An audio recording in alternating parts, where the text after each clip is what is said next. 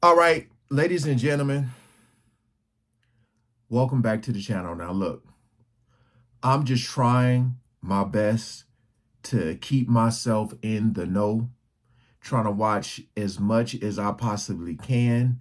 Because, like I said, this Hollywood, this music industry, a lot of this stuff is very, very, very, very dark. And a lot of it is starting to come to light because a lot more people are speaking out. Now, I never heard of this guy before. Lecrea.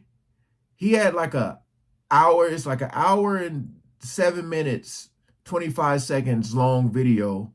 But I'm just checking out this part where he said, "I've been to a couple Diddy parties, Jamie Foxx, Snoop, etc." The whole title of the video is "This is Satan's actual strategy for the music industry." But this clip right here is from when he talks about Diddy parties. Again, appreciate all the love and support with you guys coming over, watching, subscribing, liking, clicking, just whatever, sharing these videos. Because again, a lot of people are I guess they feel like it's safe now to speak. So we ain't gonna waste no more time. Shout out to all the good humans. Let's jump right into it. I wasn't even gonna say nothing about this, but I'm gonna go ahead and say it. I've been to a couple Diddy parties. Now, I'm risking a lot by saying this because I know as soon as I say that, I'm gonna try not to pause this a lot. I just always like to say this. A lot of times when people are talking, I've noticed they kind of speak in codes. So you gotta pay very, very close attention because they may not say the exact thing that needs to be said, but they'll kind of talk around that. So just pay attention. All right. Because even when he just said right there, I already see it coming. all the assumptions are gonna come in, and if I don't say evil things were taking place, then I'm covering for them. And if I do say evil things were taking place, then I'm one of them ones like, yeah, Lecrea, expose it. You know what I'm saying? And I've been to lots of parties. I've been to Jamie Foxx. I've been with Snoop, T.I. Like, I've been to lots of places. Here's what I'll say. There are people who will test you. There are people who will see how far your limits are. And if you're willing to take a step, then they'll take two. There it is. I, in my personal experience, never saw anything where someone was like, you can't move any further unless you do X, Y, or Z. But what I did see was, if you do X, Y, or Z, well, keep coming. Because and that's how we all are. It's Psalm 1, right? I'm just referencing back to that video I watched of that one kid who said he went to that mansion party. And it's like the more you do, the more you get, is basically what he's saying. But how that one dude was like, I didn't want to participate, so he basically got kicked out. But it's all making sense, man. Pay close attention. He says, blessed is the man who does not walk in the counsel of the wicked, who does not stand in the way of sinners, who does not sit in the seat of mockers. You start walking, they gonna walk with you, and now you find yourself standing. They like, oh, you stand? Well, if you stand, come sit. Now, next thing you know, you're sitting. And so it was never a situation where I felt forced to sit. It was a situations where I was asked, do you stand? Do you stand? And I'm like, I don't stand.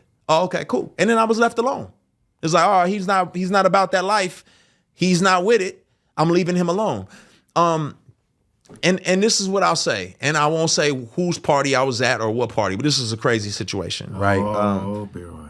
I was at one of these parties, and for me, I'll be honest, it was a mix of work, because this is oftentimes where you go to connect with people, where you go to meet people. And I have met people here, and I have built bonds, and they have said, I have met actors and celebrities who said, man, thank you for being here. I needed your presence here. You're the reason why I know God is walking with me. And we've had conversations since where they're like, man, thank you so much. I appreciate you. Because how you going to be a light if you never in the dark? Now, if you cannot handle being in the dark, stay up out of certain places, right? Don't play tug of war by yourself. I never went to these events by myself. I was always with people who were walking in the light, and we always had a mission. It was never just to go in there and wild out and be stupid. But the other side of, I'm sorry to give y'all a little context. I believe he's like this Christian. I forgot, but he's. That's why I made it kind of weird, because it's like it seems that he has really, really strong faith, but at the same time they were like, it's like you shouldn't even be attending these parties, right? Because there's a lot of wicked people that be going there. So this kind of goes against what he stands for, right? So yeah, that's a little context. That's why he keeps talking about the light and everything. the coin is, yes, if I'm a human, so I'm frail. I'm gonna be honest with you. There was moments for me of like, oh my gosh, I'm here. I'm part of the crew. Like, look at me. Yes, I struggle with acceptance and wanting to be associated with greatness. And I got caught up in some of that nonsense internally, right? But you would have never known that. What I will say is that one particular party, lots of big names.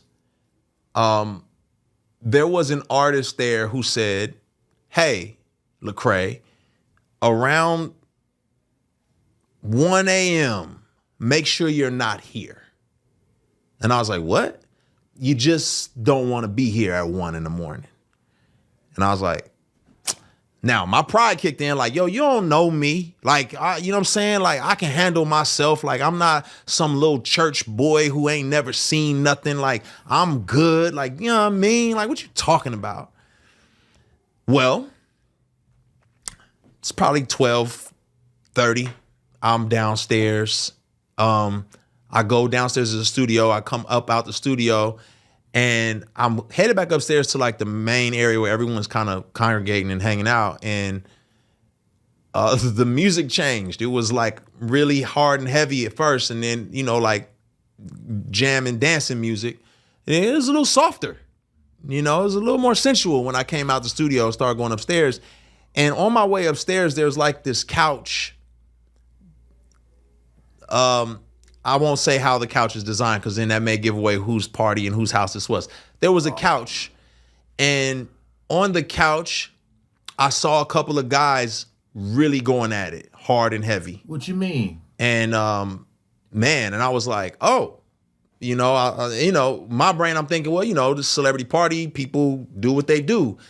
As I started moving upstairs, I passed them up, and I noticed that it wasn't just those two guys. It was more and more people just going at it. I was like, okay, it's time for me to roll. I'm going to grab my stuff and I'm going to get up out of here. I did not know that's how this went down. So was that shocking? Absolutely. Was I forced or coerced into anything? I was not. Going back to Cat Williams, he said you walk into these mansion parties, and you go in one of them rooms you ain't supposed to, and you look and it says, is that Professor Ogilvy? Remember that? In his green suit. That one kid talked about the cabanas where they have these curtains that close, and people were coming out the cabanas just with their mask on, no more clothes. So all of these stories sound the same. All these people can't be lying, right? I'm trying to figure out who the hell has a certain type shaped couch. Who he talking about? Because he said that would give it away. So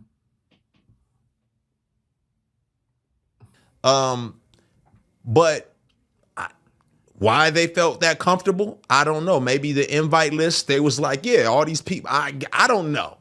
I'm shocked that it went down. But I've been to another situation, another person's party, celebrity party, and a celebrity tapped me on my shoulder and I was hanging out with them and they was like, yo, nephew, you might want to go into the other party because this cabana, we about to close it up. And they Another closed up the cabana. cabana and there was about 3 or 4 big name artists in there. And a whole bunch of ladies start walking in that cabana and a security guard stood in front of the door. Hey, they didn't coerce me. They didn't ask me to come in. And everybody said, you probably should not be in this cabana. You probably just want to go back out there with the cocktails and the hanging out and the hobnobbing.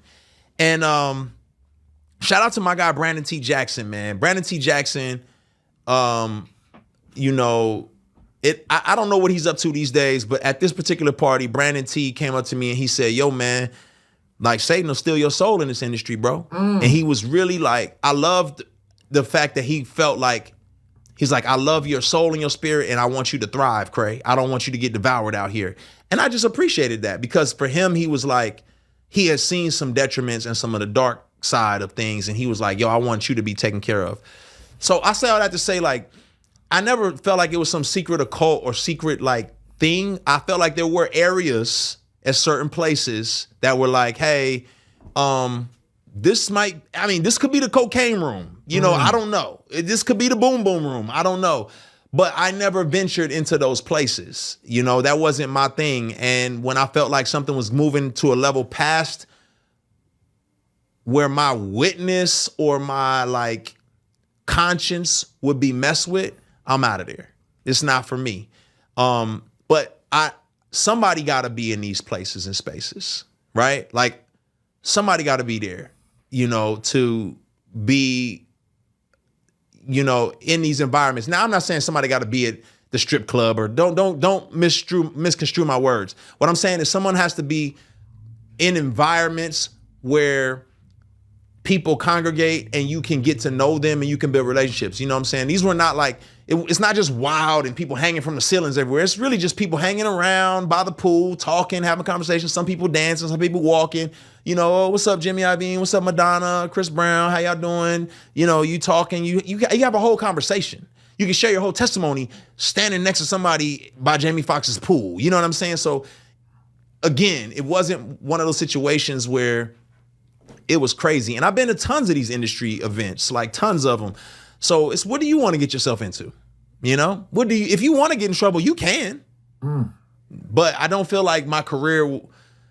And yes, sure, I probably could have found some way to finesse it for my career if I really was trying.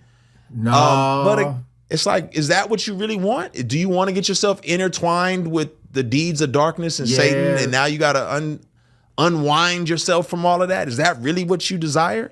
Or do you want to be straight and narrow and go to bed at night with a clear conscience and wake up in the morning and see that God is infinitely more powerful and I'd rather trust in him than all of that nonsense?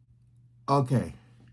So I'll leave the link to his channel so you guys can check out the whole video. I haven't watched all of it. It was just this part that popped up just because, you know, everything's been said about Diddy. Now look, again, what he said was 1000% facts.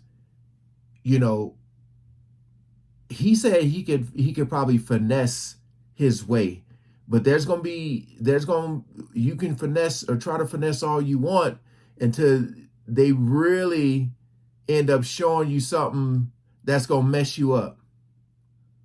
And y'all know what I mean when I say that. Like they gonna have you witnessing some stuff that you maybe didn't think would get that crazy. And then then when they see that you're really not about that life, there goes your career, right? So listen to, what was that song? Jay-Z said something, and now it really, really, really got me thinking. I forgot what song it was, but Jay-Z said, I'm not a businessman, I'm a businessman.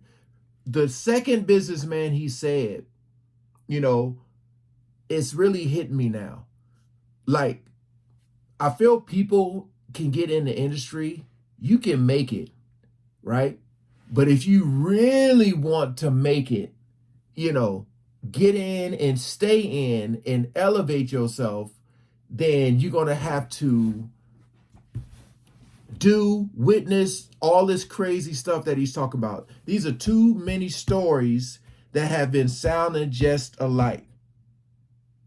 Cat Williams, that young kid I talked about, Jaguar Wright. Jaguar Wright said they will come to your door, your hotel room, and they'll come and offer, like when they're having these crazy parties and stuff.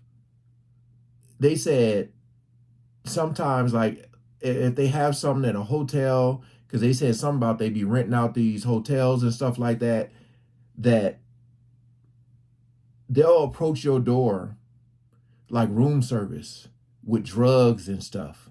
And depending on what drugs you take, will let them know how far you can go or what you can see.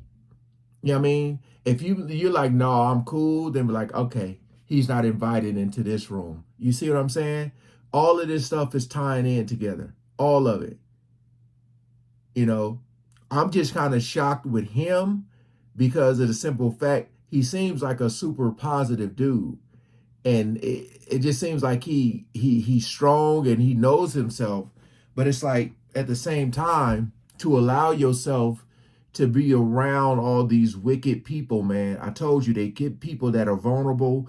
You know, let's say you got 10 people, right? And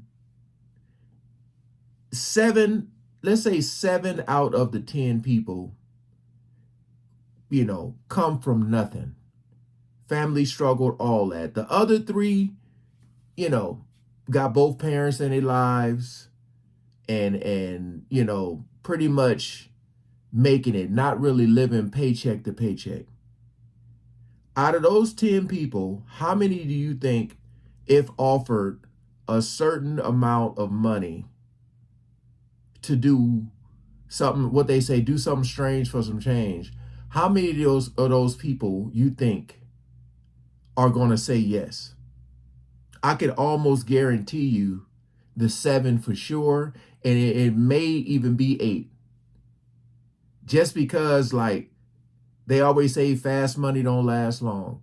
You know, a lot of these people will take money and they'll end up lost. Their soul is gone. That's what they talking about. You done sold your soul. Just because, like, all the wickedness that you're going to have to take part into, it ain't worth it. You may think it is, but again, look at a lot of these people who, a lot of them die young. You look at that 27 Club, you know, a lot of these people turn to drugs, alcohol, and it gets really, really crazy and dark. But I feel like a lot of people may be coming out and speaking now because of the whole Diddy situation. I think a lot of people may feel a little more comfortable, maybe, but they still trying to talk into codes, or they're still talking in codes just because it's like you don't want to say, it's like they don't want to say the name. I don't know if it has anything to do with NDAs. I don't know if it has anything to do with them probably, you know, being threatened or a combination of all. But hey, again, I'll leave the link to his channel so you can check out that whole video, man. This was pretty crazy because it all ties in together. It all makes sense. All right. Peace out.